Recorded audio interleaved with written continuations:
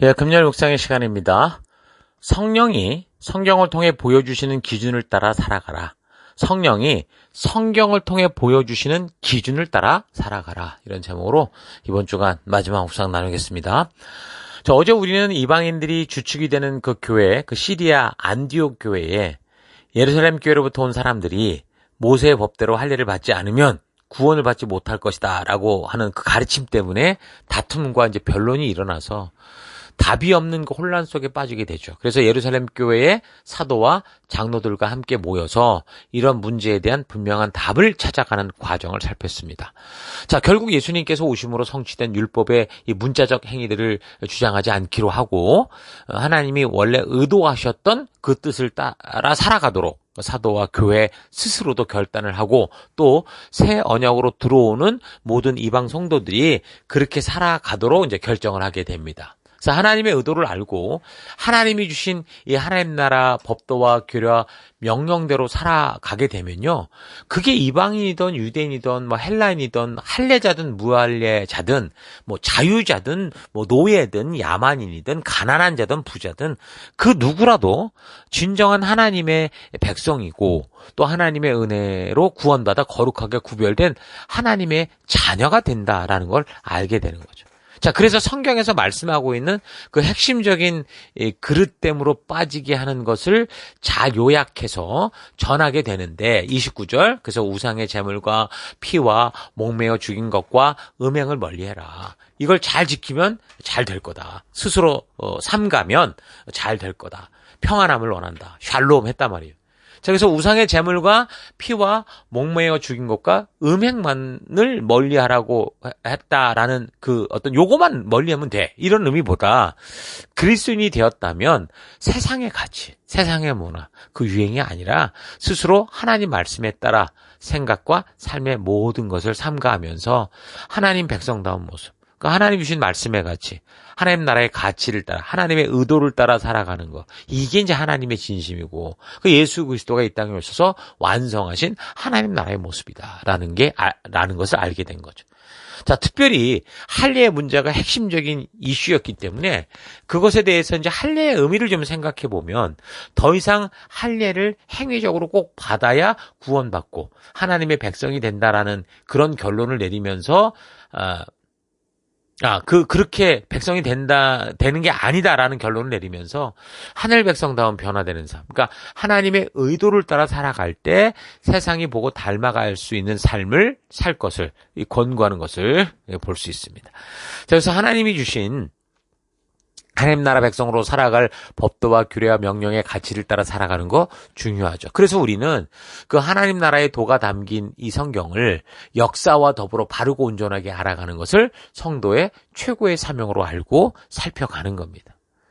유대 그 디아스포라가 비록 예수를 그리스도로 믿지 못한다고 해도 저들이 뭘 따라 살았어요? 하나님 주신 율법을 따라 살아갈 때 비록 율법주의라고 할 만큼 과한 모습으로 살아간다고 해도 세상의 음란하고 생명의 존엄을 알지 못하고 가정의 중요성을 알지 못한 채 욕정과 욕심과 거기에 노예로 살다가 지친 세상 사람들이 볼 때는 결국 그런 율법의 가치를 따라 살아가는 유대인들의 세상과 세상이 너무 달라 보이는 거죠.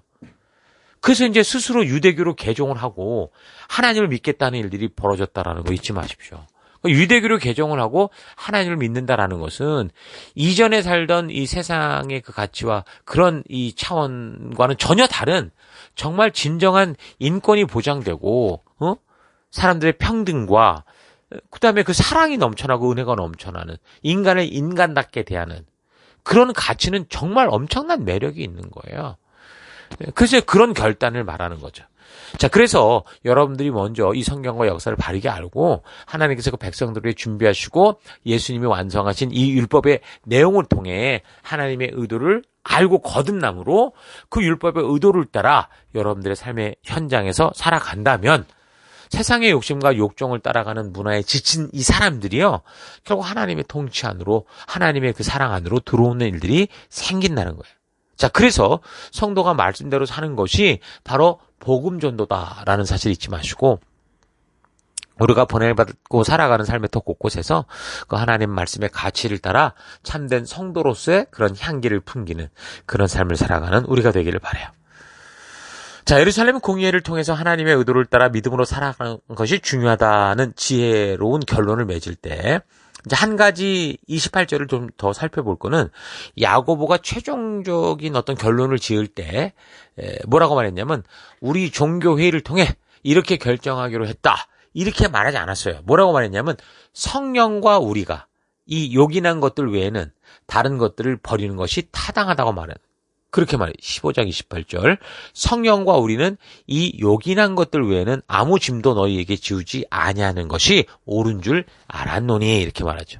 그러니까 만약에 교회에서 뭘 결정하는 데 있어서 성령과 우리가 결정했다라고 할 정도의 권위가 아니고 그냥 말 주변 좋은 사람들 막 우기고 선동해가지고 또 다수의 의견을 막 표로 몰아가지고 밀어붙여가지고 결정을 한다?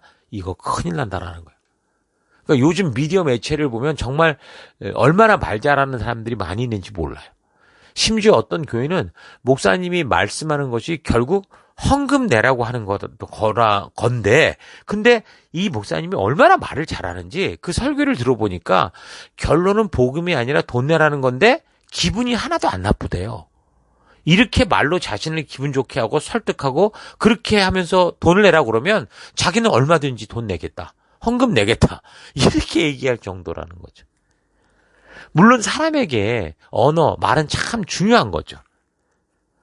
그러나 그 입에 꿀이 넘어가는 것 같은 달콤한 말이 다 생명이 있는 말이 아니라는 게 우리가 좀 중요하다는 거예요. 기억해야 돼요. 오히려 달콤한 말일수록 대부분 더 나중에 큰 대가를 치르는 깊은 함정이 있을 수 있다는 거죠.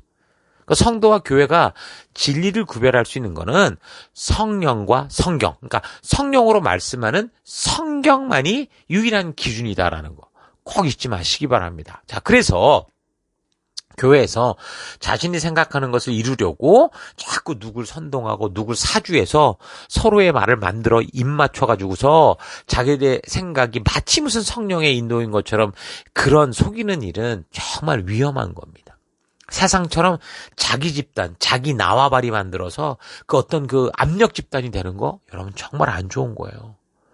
요즘에는 교회에서 중직자들을 뽑을 때 선거를 하는데 심한 곳은 세상에서나 볼 수 있는 그 부정선거의 모습을 그대로 따라하고 있다는 소식을 종종 접합니다. 그래서 직분자가 되려면 그 직분을 가지려면 많은 돈을 선거에 써야 돼요.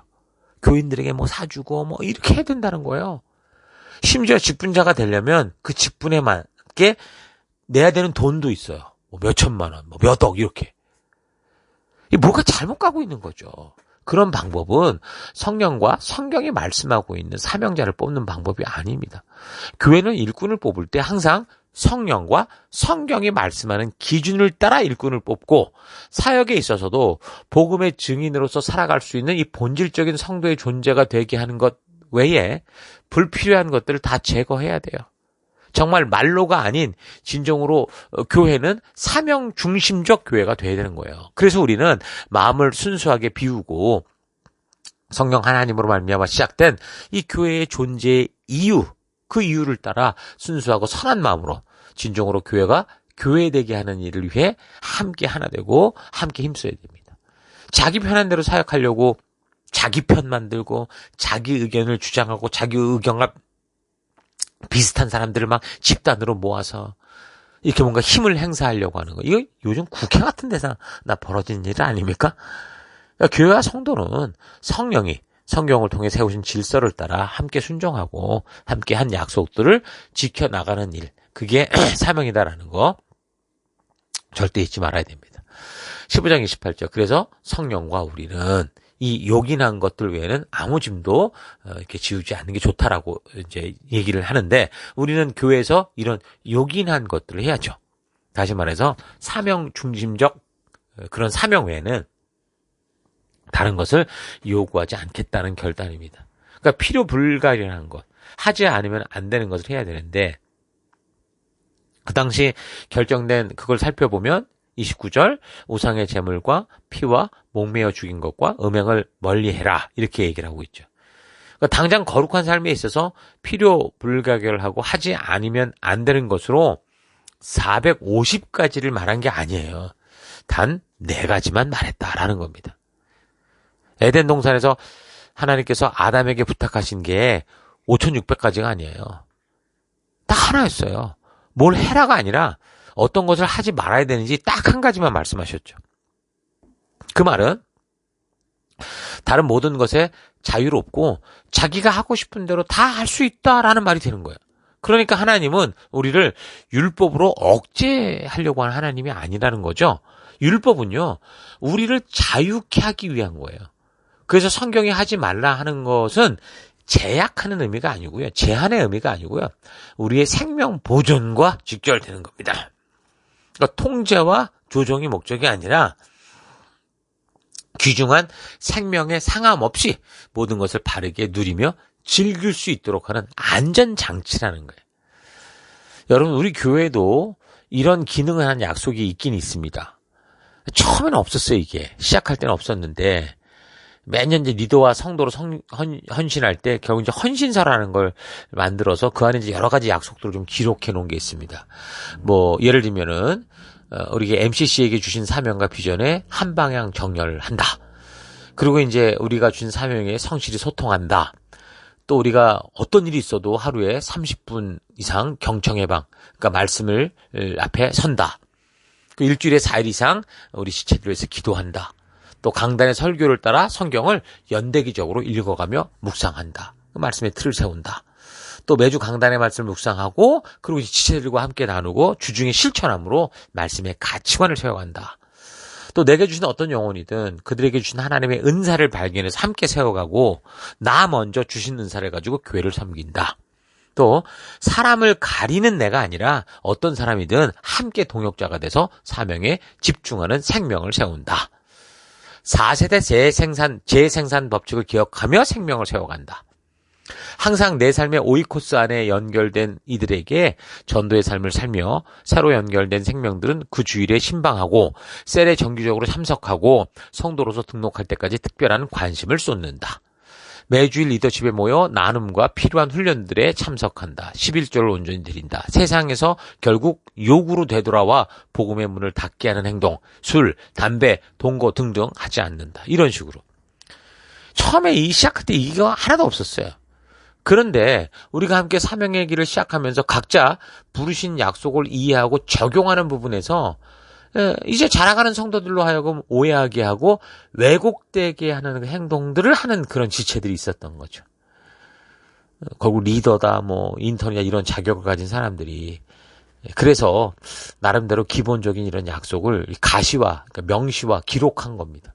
그런데 이런 식으로요, 만약에 우리 삶에 부족한 부분들이 보여서 이걸 또 막는 법을 세우고 규제하고 통제하고 그러면요, 오늘날 국회에서도 수많은 법을 만들어가지고 지금 국민들이 결국은 그 법 때문에 자유한 게 아니라 법에 빠져가지고 허덕이게 되는 거. 그 결과가 율법주의거든요. 결국 하나님이 자유하게 부르신 하나님 나라 교회에서 종교의 무거운 율법의 짐을 지고 질식해 죽어가는 그런 일이 생긴다고요. 살다 보면 별의별 것을 다 제약으로 넣어야 되는 그런 지경을 만나는 경우가 많죠. 그러나 그렇다고 그렇게 자꾸 늘어가다 보면 아마도 이런 것이 예수님 시대 유대인들의 치명적인 오류가 됐던 그 장로들의 유전 같은 걸 건데 결국 죽음으로 몰아갑니다, 그건.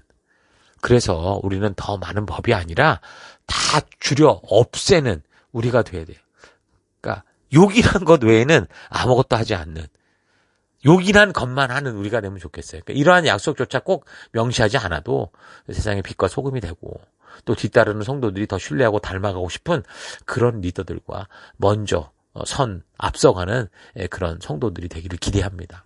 그러기 위해서 우리는 성경과 역사를 통해 하나님의 진정한 뜻, 그 의도, 진심을 아는 이 거듭난 사람이 되어야 돼요. 거듭나면, 그러니까 하나님의 의도를 바르게 알면 스스로 자발적으로 하나님의 뜻을 따라 살아가는 성도가 되죠. 강제로 억지로 끌지 않고 뭘 하라고 지정하지 않아도 하나님이 기뻐하시는 게 뭔지를 알기 때문에 어떤 어려운 일을 만나도 기쁨과 감사함으로 그 일을 해내요. 그러니까 하나님이 인간을 지으시면서 자유의지를 주신 이유가 바로 이런 존재가 될 수 있게 하기 위해서였던 거죠.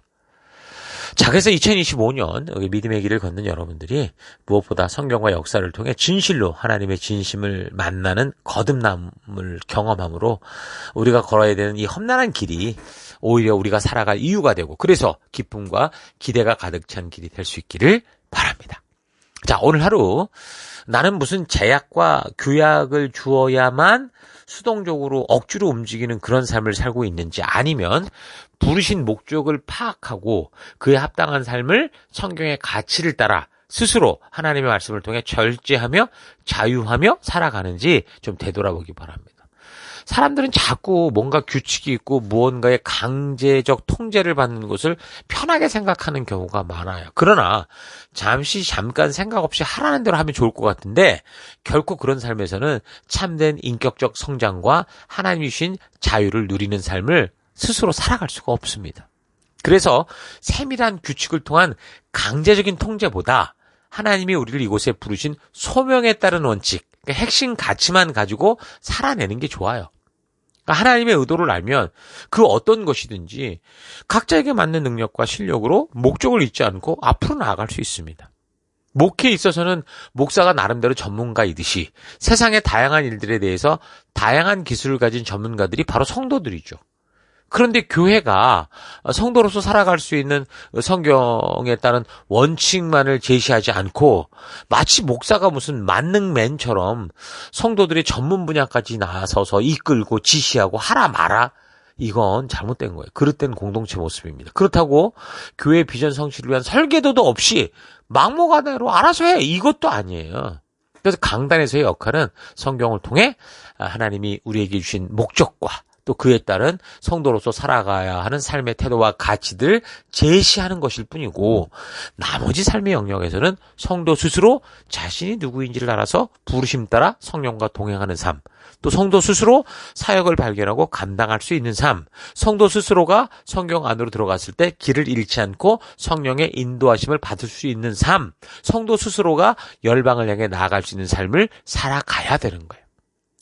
자, 이런 사실 잊지 마시고 오늘 하루도 여러분들이 처한 그곳에서 우리 성령 하나님이 주신 그 뜻을 따라 스스로 믿음을 가지고 주도적으로 담대히 말씀의 가치를 따라 살아가는 길을 걸어내는 거룩한 주의 백성들 되시기를 주의 이름으로 축원합니다. 자, 오늘 하루도 힘내십시오. 잠시 기도하겠습니다. 하나님이 우리에게 주신 것은 자유인데 자꾸 억지로 끌려가려는 인생 살려고 종교적인 일에 얽매여 살아왔던 것 회개합니다. 말씀의 기준을 통해 하나님의 진심을 바르게 알아서 진정으로 진리가 주는 자유를 누리며 성령과 동행하는 기쁨의 삶 살아가기 원합니다. 교회가 성도의 모든 것을 책임지겠다고 허풍 떠는 게 아니라 성도들에게 바른 성경적 원칙과 핵심 가치를 알림으로 성도 스스로가 성령 하나님과 동행하는 기쁨을 누리며 살아가는 건강한 교회가 되게 하여 주시옵소서. 성령이 성경을 통해 보여주시는 그 기준, 우리가 바르게 배우고 온전히 우리가 살펴서 정말 오늘 하루도 그 믿음의 길을 걷고 우리 주님과 동행하는 길 걷는 내가 되기를 또 결단하고 감사드리며 예수님 이름으로 기도했습니다. 아멘.